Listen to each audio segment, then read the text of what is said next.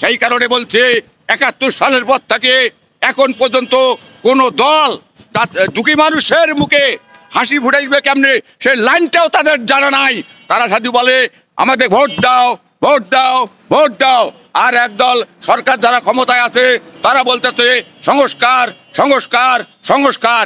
এই ক্যামেরার মাধ্যমে সরকার প্রধানের উদ্দেশ্যে আমি একটা বার্তা দিতে চাচ্ছি, এই গণতান্ত্রিক দেশের আমি একজন নাগরিক হিসাবে আপনি যদি এখন ভোট না দেন এবং সাধারণ মানুষের যদি আপনি মুখে হাসি ফুটাইতে না পারেন, তাহলে আপনাকে দিয়া আমাদের কোনো কিছু করার থাকবে না।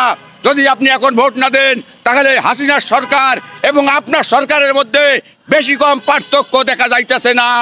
তাই আমি বলতেছি দুঃখী মানুষের উদ্দেশ্যে আমি এই ক্যামেরায় কথা দিচ্ছি।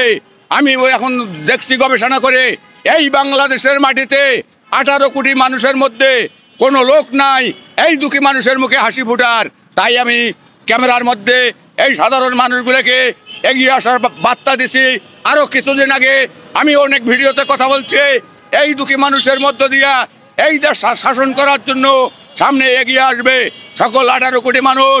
আপনারা যেখান থেকে আছেন যার যার বিভাগের আদালত শক্তিশালী করবেন। মনে রাখবেন আমাদের দুঃখী মানুষের দেশ, এই দুঃখী মানুষকে রক্ষা করার জন্য এগিয়ে আসতে হবে।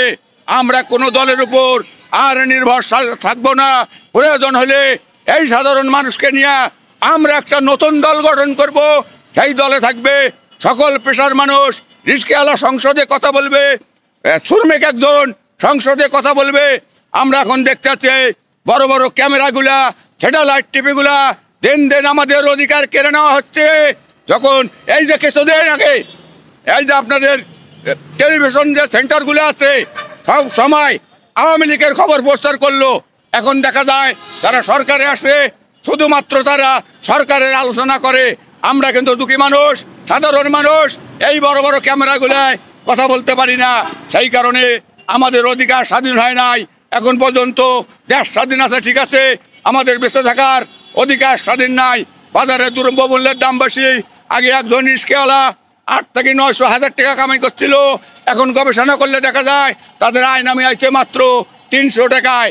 এই কারণে আমি দ্রুত বলবো সরকার প্রধানের উদ্দেশ্যে আপনি তাড়াতাড়ি করে ভোট দিয়া জনগণের দেশ জনগণের হাতে ছেড়ে দিবেন।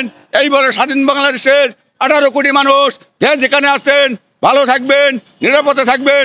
আসসালামু আলাইকুম।